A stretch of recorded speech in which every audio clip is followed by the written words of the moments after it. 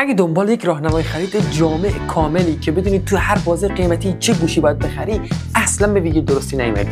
چون قرار نیست تو این ویدیو ما راهنمای خرید بذاریم، بلکه قراره که آپدیتی از شرایط و جو کلی مارکت بذاریم، ببینیم گوشی چجوری شدن، چه تغییراتی داشتن، قیمت‌ها چجوریه، این نوسانات ارز چه تأثیری روی قیمت‌ها داشتن و در نهایت یه زاویه دیدی از مارکت و بازار به شما بدیم که حالا شما بسته به این زاویه دیدی که از ما میگیرید بخواید به اون بودجهتون یا حالا سمت سوقی برید و بخواید تنظیم کنید که توی بودجهتون دنبال چه جور گوشی هستید. پس اینجا راهنمای خالد در مورد گوشی نیست، بلکه در مورد شرایط و جو کلی مارکت و میخوایم در مورد اتفاقاتی که توی این مدت افتاده حرف بزنیم و در مورد عملکردهای قیمتی و مخصوصا گوشی‌های توی بازار قیمت‌های مختلف صحبت کنیم.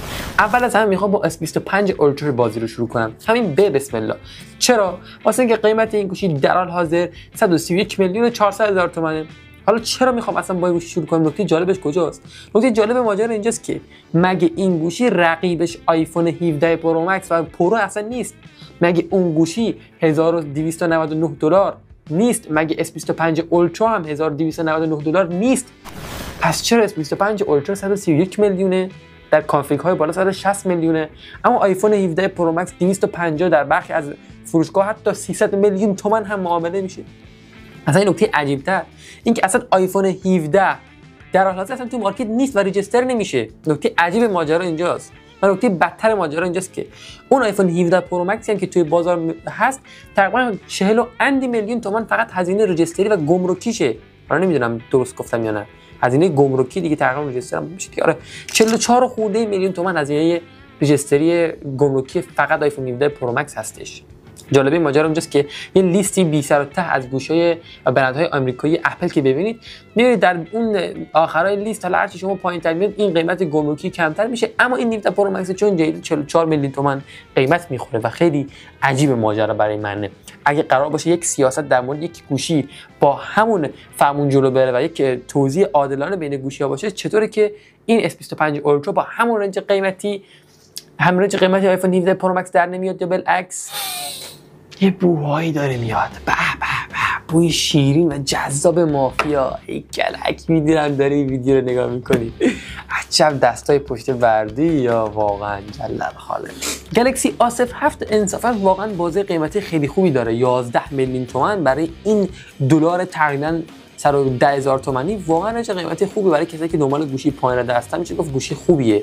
نکته بد ماجرا اینجاست که تو این بازار قیمتی اصلا دنبال گوشی خوب نباید باشی، اصلا دنبال چیز اشتباهی هستی. اگه تو بازار قیمتی 10 میلیون تومان دنبال گوشی خوبی، شما تو این بازار قیمتی باید دنبال یک دراز آلومینیوم آهنی باشید که در آن یک مقداری از نمایشگر حالا تراشه و پردازنده و باتری و فست‌چارج درش وجود داشته باشد. مسلما دنبال گوشی خوب نباید باشید تو این بازار قیمتی. هرچی هست صرفا واسه اینکه بتونید یه کارهای ساده‌ای مثل چت کردن و فیلم دیدن و که می‌دونم وبگردی رو بتونید انجام بدید، وگرنه اگه دنبال پرفورمنس هستید اصلا دنبال بازار قیمتی اشتباهی دارید می‌گردید. از خوب روزگار توی این دلار 110,000 تومانی که هر چی گوشی بگید از دم بالا پایین شد، از شیر و مرغ تا جون آدمیزاد بالا پایین شد، از قیمت دارو بگیرید، خرج خوراک بگیرید، از قیمت تولید کننده ها بگیرید که دلار هنوز 120,000 تومان نشده، با دلار 121,500 دارن محصولات به ما فرو میکنن بگذریم، یه گوشی مثلا اصلا افزایش قیمت نمیخواد. آخه مگه تو چی؟ اصلا تو به چه دلیلی افزایش قیمت نمیخواد؟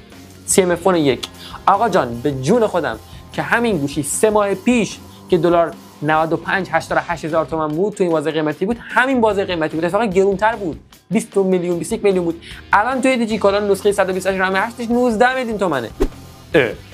وای تو چرا گرون نمیشی؟ دیگه داداش یه خورده به خودت میدونم که برنده مردم دوست و جیب دوستی هستی، ولی یه تکونی به خودت بده که بابا توی 20 میلیون تومان مردم توی این بازار قیمتی دنبال ایرپادن. گوشی اونم گوشی به این خوبی واقعا تراش قدرتمندی داره، عملکرد و پرفورمنس CM فون 1 تو این بازه قیمتی واقعا زبان زده. فکر نکنید یه گوشی ضعیفی که اینقدر قیمت خورده، درسته که قدیمی هست ولی از لحاظ نمایشگر، از لحاظ شارژ دهی، از لحاظ توان پردازشی، از لحاظ رابط کابلی منحصر به فرد واقعا گوشی جذابیه. حالا نمیخوام بهتون بگم برید اکسسوری و لوازم جانبیشو بخرید، نه، خود گوشی به صورت بای دیفالت گوشی جذابیه. این نکته عجیبی در مورد این گوشی. اما انصافا گوشی بد قیمت ذوقم جان اندازه. S25 FE 64 میلیون تومان، تقریبا 65 میلیون تومان. گوشی خوبیه، نمیخوام بگم گوشی بدیه، اما برای خارجی‌ها، برای ما 65 میلیون تومان وجدانم پول زیادیه. پول 4-5 ماه یک کارگر معمولی حتی بیشتر هم هست بدونی که بخواد هیچی خرج کنه و گوشه خیلی گرون قیمتیه و با در نظر گرفتن چنین قیمتی استانداردهایی که داره به ما میده اصلا آش دهنسوزی نیست. حالا نکته عجیب اینکه ما S25 FE رو داریم 65 میلیون تومان، S24 FE رو داریم 50 میلیون تومان. اختلاف قیمتی از لحاظ دلاری $30، از لحاظ ریالی 30 میلیون تومانه. مگه $30 با دلار 110,000 تومانی نمیشه 3 میلیون و 300؟ پس چرا 30 میلیون تومانی مثلا اختلاف قیمتی داره؟ این باز برمیگرده به اون شرایط واردات و گمرک و ریجستر و اون مافیاگان عزیزی که اینجا واسه قیمتا رو دستکاری میکنن. از این فعلا بحثا رو بیمان. نکته بعد ماجرا این که آیفون 17 که توی بازار هست که اصلا ریجستر نمیشه. اونهایی هم که ریجستر نشده هستن چه قیمتای عجیب غریبی دارن. اصلا شما قیمت S25 معمولی که از لحاظ دلاری با آیفون 17 یکی رو با این یکی اصلا نمیشه هیچ جوره. هر جور شما به آیفون نگاه کنید انگار یک طلاییه، یک بیت کوین زمانه خودشه که شما می‌خرید این گوشی رو که سال بعد دوباره قیمت بفروشید. اتفاقا این تنها برندیه که میتونید با همچین کاری انجام بدید. یعنی شما 17 پرو مکس امسال بخرید 250 تومن، سال بعد میتونید 450,000 تومن. نه تنها دلار شده 200,000 تومن، یورو شده 180,000 تومن، مسقال شده 60 میلیون تومن. شما از این لحظه گوشی 250 میلیون تا 400 میلیون تومن هیچ کس هم خیرتو بگیره آقا چرا داری این کار انجام میدی؟ دلار گرون شده دیگه. ببینید این تنها برندیه، یعنی اپل که میتونید باش چنین کارهای عجیب بدید. واقعا عجیبه شهر. مردم با گوشی کالای سرمایه‌ای رفتار میکنن مگه طلاه؟ گلکسی A17 یکی از بهترین پیشنهادات جایگزین هست که تو این بازه قیمتی وجود داره. چرا؟ بخاطر اینکه گوشی خیلی خوبیه، پیشرفت‌های چشمگیری داشته، تراشه توشی خورده شاید چندان چنگی به دل نزنه، اما از لحاظ آپدیت‌های نرم افزاری، پیشرفت‌های از لحاظ دوربین که داشته، کلا گوشی جدیدی که هست و توی بازار روان قیمتی شده، با این قیمت روانی بازار شده و مخصوصا اینکه از لحاظ اختلاف قیمتی با نسل قبل خودش زیاد فرق خاصی نمیکنه، تقریبا 2 میلیون تومان، گوشی جذابیه. خب نکنید کسایی که گلکسی A16 دارن هیچ نیازی ندارن برن سمت A17، اما اونایی که A17 میخوان برن تازه بخرن مثلا گوشی جدید خریدن چیز خوبیه. حالا 2 میلیون تومان هم بیشتر هزینه کنید.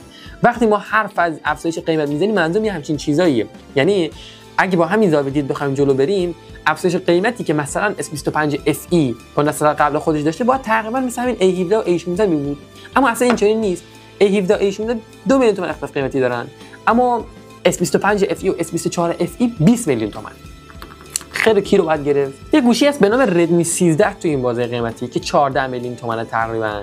یه گوشی خوبیه، وجدان توی زمان خودش ارزش خرید خیلی خوب داشت، اونایی که خریدن نوش جونشون، اونایی که دارن دمشون گرم. اما الان اگه بخواد برید توی این بازه قیمتی گوشی بخرید، یه گوشی جذاب و فاخر خفن دیگه داریم به نام چی؟ پوکو C85.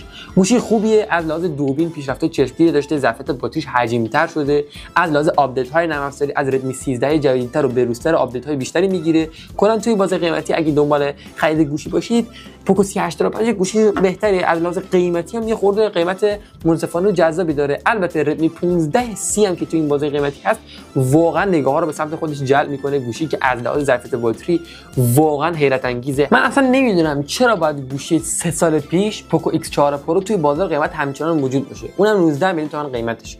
علاوه بر اینکه هیچ فلسفه‌ای پشت قیمتش نیست، هیچ فلسفه‌ای پشت خود گوشی هم نیست. گوشی از رده خارج کلا توی این بازار قیمتی چیکار میکنه؟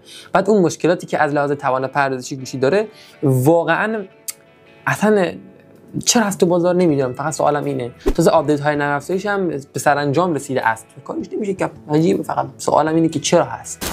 پوکو X7 پرو که یک زمانی با قیمت 25-26 میلیون تومان داشت جولان میداد توی مارکت و بازار قبضه کرده بود، الان با قیمت 35 میلیون تومان برای نسخه 512 یه خورده گوشی غیر اقتصادی شده. کماکان اگه واقعا دنبال یک پروداکت و محصولی هستی که بیشتر و اولویت هاتون سمت گیم باشه، مثل تراشه، مثل باتری، مثل شارژدهی، مثل فست شارژ، مثل نمایشگر، اینها عواملی هستن که X7 پرو رو همچنان با قیمت 35 میلیون تومانی که داره با ارزش نگه میداره. منتها کسایی که کیفیت ساخت براشون مهمه، آپدیت های نرم افزاری و خود نرم افزار یا دوربین براشون زیاد مهم باشه، شاید پیشنهاد اولش نشه خطاب کرد، ولی گوشی هست که همچنان من میگم بازار رو قبضه میکنه و قبضه خواهد کرد. و توی این بازار قیمتی اگه واقعا اولویت هاتون میگم سمت گیم باشه، ندارید گوشی که به این خوبی همچنان موجود باشه. پوکو F7 که رقیب این گوشی هست قیمتش تقریبا 15 میلیون تومان از این گوشی گرونتره. رقبای چینی که رقیب این گوشی هستن که واقعا گوشی قدرتری هستن مثل اینفینیکس GT3 پرو، اونا کسی توی بازار نمیاد. پس شما بخواید یا نخواید محکومید که همچین گوشی رو انتخاب کنید که باید خوشحال بشید از این حکم، چون شما محکوم به چیزی هستید که واقعا خوبه. حالا درسته که انتخابات دیگه ندارید، ولی این انتخابی که دارید انصافا خوبه. پوکو 3071 که اصلا هیچ کاری ندارم، نه به قیمتش، نه به مشخصاتش، نه به ارزش خریدش. تنها نکته‌ای که در مورد این گوشی برای من جذاب بود اینه که چرا اینقدر شبیه پوکو X7 پرو. شما 7 میلیون تومان پول میدید، گوشی رو میگیرید از لحاظ ظاهری، به غیر از اون دکمه ناچی که روی نمایشگر خیلی بموخه، گوشی رو میگیرید که از لحاظ ظاهری کپی پیست پوکو X7 پرو است. یعنی کسی که دلش X7 پرو بخواد ولی پولشو نداره میتونه بیاد 3071 رو بگیره که اینجا دیگه گوشی رو داره ظاهرا، اما دیگه امکانات رو نداره. جلال خاله. ردمی نوت 14 پرو 4G هم که اصلا یه گوشی بی سمت و سوقیه، معلوم نیست دقیقاً باید چیکار کرد با این گوشی. 20 میلیون تومان تقریبا برای گوشی زیاده، اونم میارده. اما نکته بد ماجرا اینجاست که خب یه گوشی میارده دیگه به من بگید. مثلا ردمی نوت 14S خب گوشی خوبیه، اما نوت 14 پرو هم ویژگی‌های خودشو داره. مثلا همین کرو خوردگی و خمیدگی نمایشگر نوت 14 پرو رو خیلی به نوت 14S ترجیح میدن، چون نوت 14S تخته. یا از لحاظ توان پردازشی و قدرت گرافیکی شاید اختلاف زیادی با نوت 14S نداشته باشه، ولی از لحاظ ماژول‌های دوربین و نمایشگر واقعا گوشی قدریه. تو این بازه قیمتی جز معدود دیوایس‌های میان رده هست که قیمتش خوبه. کماکان میگم 20 میلیون تومان قیمت خوب نیست. ما معمولا نسخه‌های 5G این گوشی‌ها رو میان رده خوب در نظر میگیریم، اما همین نسخه 4G هم که تو بازار قیمت هست گوشی خوبیه. رقیب بخوام بهش معرفی کنم میتونم بگم پوکو X6 میتونه رقیب خوبی برای این گوشی باشه، یا مثلا گلکسی A26 یا A35 پارسال. سیمفون یک از دست ندید بچه، واقعا گوشی خوبیه، فقط یه خورده قدیمی شده، یک سال آپدیت بیشتر نمیگیره و همچنین یه خورده گوشی ناشناخته ایه، اعتماد کردن بهش یه نمور سخته بهتون هم. یه رقابت تنگی هست بین ردمی نوت 14 4G، ردمی نوت 13 پرو 4G و گلکسی A17. توی این بازه قیمتی سه تا گوشی قدر واقعا هر کدوم ویژگی خاص داره. A17 از لحاظ نرم افزار و آپدیت های نرم افزاری و دوربین واقعا گوشی خفنیه.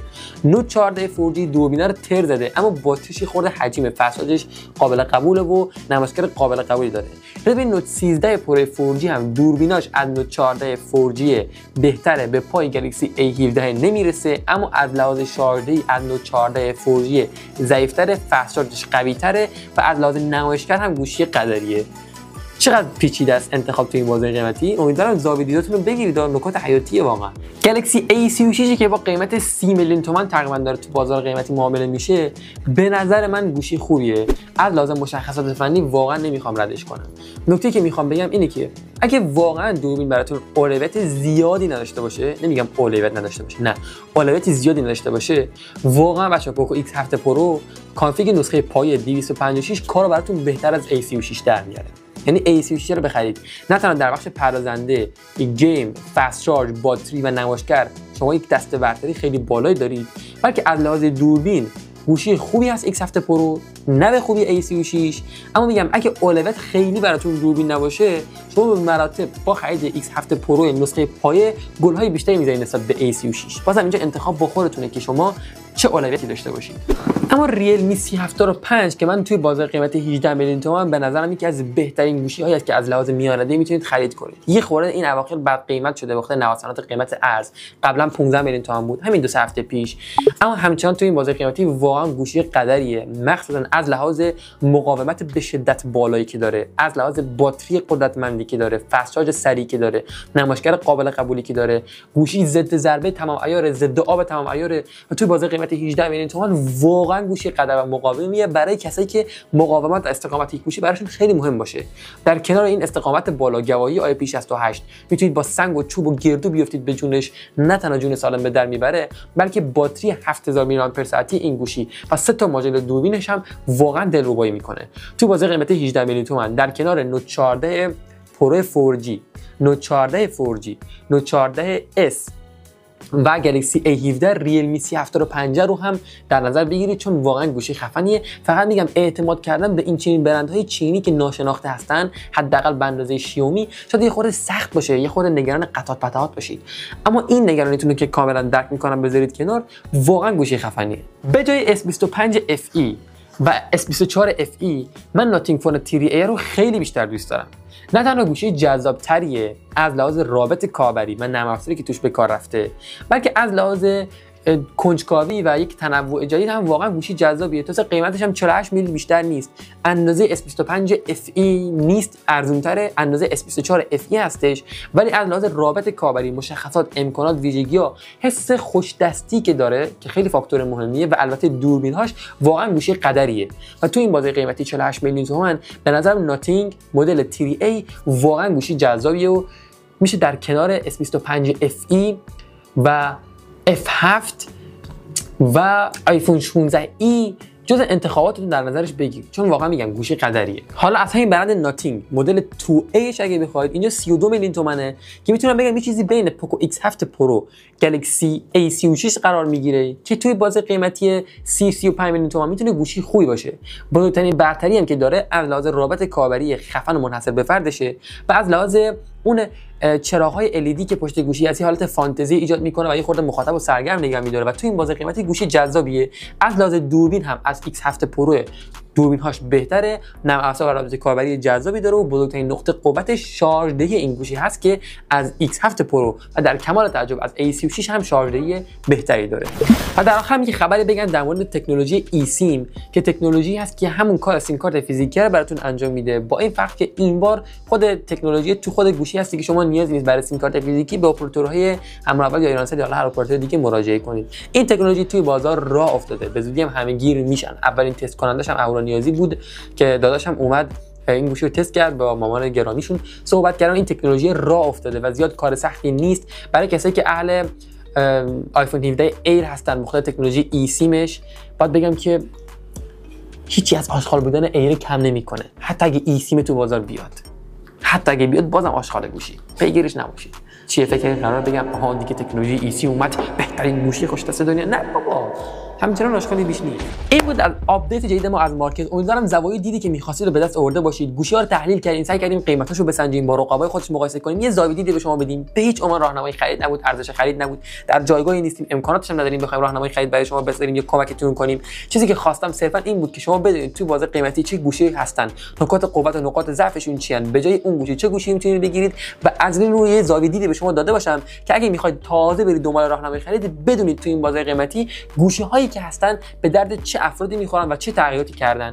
اگه دوست دارید از این چنین آپدیت های ماه به ماه یا حالا هر یه مدت یک بار براتون بزنید، حتما توی کامنت ها درخواست کنید. لایک ویدیو، روشن کردن زنگوله، سابسکرایب کردن، حمایت از من. کامنت انگلیسی واقعا بزرگترین کاری که میتونید در حق من انجام بدید و عشق منید. نظری من توی کامنت ها بگید و عزت زیاد.